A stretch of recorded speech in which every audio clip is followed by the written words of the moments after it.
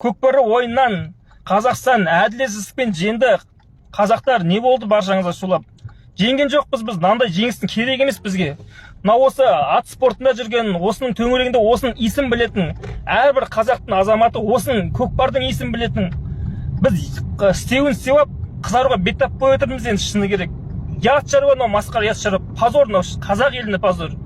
Бүкіл дүниежүзі көрді, осы ат спортының маңайында жүрген бүкіл дүниежүзі көрді. Қазақстанда 10 миллион халық, 14 миллион ба қазақ этникасы, соның көрсе, максимум көрсе 500 мың көрді, үйті оның 300 мыңның көкпардан вообще хабары жоқ. Неше түрлі диванны кредиттер отырып алған блогер, слогер, блогерлар. Ешкімнен хабары жоқ. Нақты бір 200 мың хабар бар ма, соның бәрі бір ауыздан келіп жатырмыз қырғыз жеңгеніне.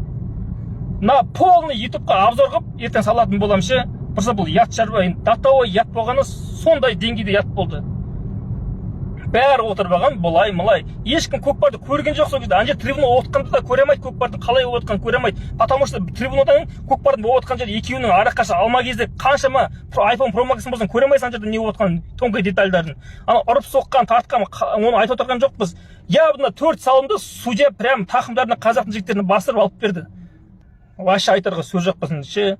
Бәрі үйлерінде отырып алған, былай болды, слай болды деп. Просто мықтыны мықты деп мойындау керек. Қырғыздар мықты. Қырғыздарды жеңу үшін біздің көкпар федерациясы